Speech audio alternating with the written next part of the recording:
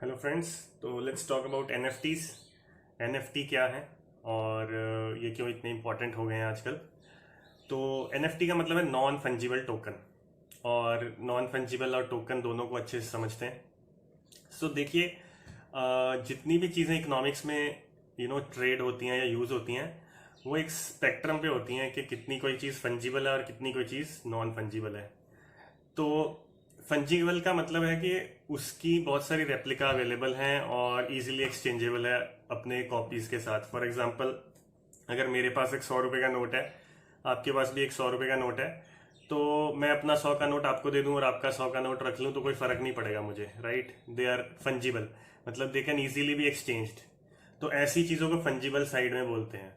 Although कोई भी चीज़ 100% fungible या 100% नॉन फंजिबल नहीं होती, बट इट्स अ स्पेक्ट्रम। तो ये करेंसी नोट्स को हम फंजिबल साइड पे रख सकते हैं। अगर हम बात करें लेट्स से कि एक क्रिकेट बैट की, तो एक क्रिकेट बैट मेरे पास है, वैसा ही एक बैट आपके पास है। आप मुझे बोलो यार मेरा रख ले, तू अपना रख ले, तो आप शायद थोड़ा सा सोचेंगे यार मेरा बैट शायद ज़्यादा बढ़िया लकड़ी का बना है, शायद पता नहीं उसका बैट मेरे से बेटर है कि नहीं, नॉकिंग किसकी ज़्यादा है। तो ये फिर भी अगर आपको लगता है साइज सेम है, सिमिलर, 1 साल पुराना है दोनों का, मे भी आप एक्सचेंज कर लें, तो आप देखेंगे कि ये पूरी तरह फंजिबल नहीं है, पूरी तरह नॉन फंजिबल भी नहीं है, कहीं बीच में आ रहा है। बट आप सपोज करिए आपका जो क्रिकेट बैट है उस पे आपको विराट कोहली ने साइन करके दिए थे स्टेडियम में, तो वो क्या आप अपना बैट किसी को दे देंगे उसके बैट के बदले में? नहीं देंगे, क्योंकि अब आपका बैट जो है एक यूनिक चीज बन चुका है, उस पे विराट कोहली के साइन है जो कि बाकी बैट्स पे नहीं है। तो अब आपका जो बैट है ना वो एक नॉन फंजिबल की डायरेक्शन में जा चुका है। तो यही चीज नॉन फंजिबिलिटी को बताती है कि नॉन फंजिबल मतलब इसकी रेप्लिका या इसकी कॉपी अवेलेबल नहीं है। ठीक है। अगर हम बहुत स्ट्रांगली नॉन फंजिबल की बात करें तो आप देखिए कि जैसे कि मोनालिसा की पेंटिंग है, वो एक ही पेंटिंग है पूरी दुनिया में। उसकी जितनी मर्जी कॉपीज बना लो आप और सर्कुलेट कर लो, ओरिजिनल मोनालिसा एक ही है और वो एक किसी म्यूजियम या कंट्री के पास है। कोहेनूर का डायमंड एक ही है, वो एक ही जगह पे है, उसकी कोई रेप्लिका नहीं है। ठीक है। या फिर अगर हम बात करें, एम एफ हुसैन ने कोई पेंटिंग बनाई है और उस पर अपने साइन किए हैं, वो एक नॉन फंजिबल चीज़ है। मतलब उसको आप रुपए में तोल सकते हैं, बट वो अपने आप में चीज़ एक ही है। उसको आप इजीली किसी और एम एफ हुसैन की कॉपी के साथ या किसी और पेंटिंग के साथ ऐसे ही एक्सचेंज नहीं कर सकते।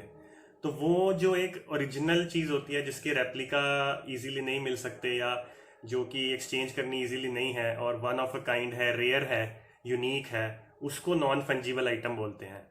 तो अब ये नॉन फंजिबल जो आइटम्स होती हैं, आम जो दुनिया है उसमें इन पे बहुत सारे स्कैम या फ्रॉड भी होते हैं। यानी कि नकली पेंटिंग्स बिक जाती हैं, या नकली विराट कोहली के साइन हो सकते हैं, राइट। तो अब इस प्रॉब्लम को कैसे सॉल्व किया जाए? तो ये प्रॉब्लम को सॉल्व पूरी तरह कर देती है हमारी ब्लॉकचेन टेक्नोलॉजी, जिसमें अगर आपने एक एसेट है डिजिटल फॉर्म में, अगर आपने ब्लॉकचेन पे उसका वो पर्टिकुलर डेटा का स्ट्रक्चर या वो कोड अपलोड कर दिया, या एक ट्रांजैक्शन कर दी, या एक एनएफटी बना दी, तो वो हमेशा हमेशा के लिए ब्लॉकचेन पे रिकॉर्ड हो जाएगी। फिर उसकी कॉपी बनाना या उसका डुप्लीकेट करना या उसका फेक करना पॉसिबल नहीं है। तो बेसिकली नॉन फंजिबल टोकन का मतलब है एक non fungible item digital form में, जिसको एक टोकन में कन्वर्ट कर दिया गया है। यानी कि ब्लॉकचेन पे जो टोकन्स होते हैं, अगर टोकन्स आपको नहीं पता तो आप मेरी कॉइन वर्सेस टोकन की वीडियो जरूर देखना। तो ब्लॉकचेन के ऊपर एक नॉन फंजिबल आइटम को टोकनाइज कर दिया जाता है, जिससे कि एक नॉन फंजिबल टोकन बन जाता है। यानी एक डिजिटल एसेट जिसकी एक ही कॉपी है और वो किसके पास है, वो ब्लॉकचेन पे स्टोर्ड है और उसको कोई भी कभी टेम्पर या चेंज नहीं कर सकता। तो इस वजह से ये जो नॉन फंजिबल आइटम्स होती हैं इनको ब्लॉकचेन एक नेक्स्ट लेवल पे ले जाता है। यानी अब कंफर्म या गारंटीड हो गया कि ये चीज नॉन फंजिबल है, ये यूनिक है और ये वही है, ये उसकी कोई कॉपी नहीं है और इसकी ओनरशिप इस XYZ पर्सन के पास है। ये सब एक डिजिटाइज होके ब्लॉकचेन पे स्टोर हो गया है, जिससे कि उस चीज की क्रेडिबिलिटी, गारंटी और उसके जेन्युइन होने का सबूत पक्का हो गया है। मतलब अब उसको कोई छेड़ या टेम्पर नहीं कर सकता। तो आप समझ पा रहे होंगे कि ब्लॉकचेन ने इस चीज को कितना ज्यादा सिक्योर और जेन्युइन कर दिया, मतलब इसमें चीटिंग नहीं हो सकती। तो इस वजह से एनएफटीज की वैल्यू इतनी ज्यादा बढ़ गई है कि जो भी लोग नॉन फंजिबल आइटम्स में इंटरेस्टेड हैं वो ब्लॉकचेन बेस्ड एनएफटीज ले लेते हैं और उनको पता है कि उनकी ओनरशिप और प्रोडक्ट जो है उसकी ओरिजिनलिटी और ओनरशिप कभी टेम्पर नहीं होगी, वो हमेशा जेन्युइन रहेगी और सारी दुनिया देख पाएगी कि हाँ इसका ओनर मैं हूँ और ये मेरे ही पास है। तो इस पर्टिकुलर रीजन की वजह से एनएफटीज बहुत ज्यादा बूम कर रही हैं। अब एनएफटीज भी कई तरह की हो सकती हैं और उनके फायदे भी कई तरह के हो सकते हैं। तो मैंने एक इंस्टाग्राम पे पोस्ट डाला था रिसेंटली कि 5 ऐसी क्या क्वालिटीज हैं एक एनएफटी में जो होनी चाहिए एक नॉन फंजिबल आइटम में, जिसके बेसिस पे आप उसमें इन्वेस्ट करने के बारे में सोच सकते हैं। और वो 5 चीजें थी कि उसका उस एनएफटी को फॉलो करने वाली कम्युनिटी कितनी बड़ी है, उसकी ब्रांड वैल्यू क्या है, उसकी हिस्ट्री क्या है, और 2 और थी अभी एग्जैक्टली मेरे माइंड में नहीं आ रहा, लेकिन you can see that on my Instagram handle. And अगर कुछ समझ में ना आए तो do leave a question in the comments. तो these non-fungible items, when they are turned into collect tokens or blockchain data points, they become NFTs।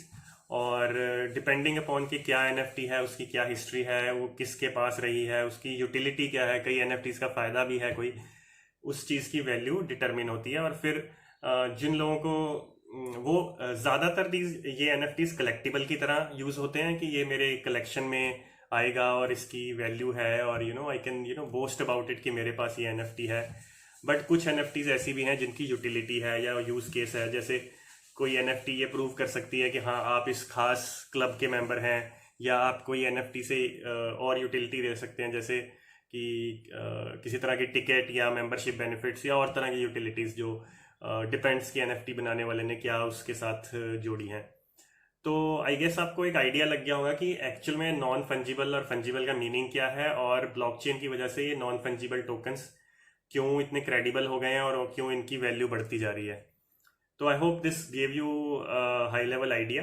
अगर आपके और क्वेश्चंस हैं, if you want me to talk more about NFTs, do leave a comment below. And friends, do follow me both on YouTube as well as Instagram.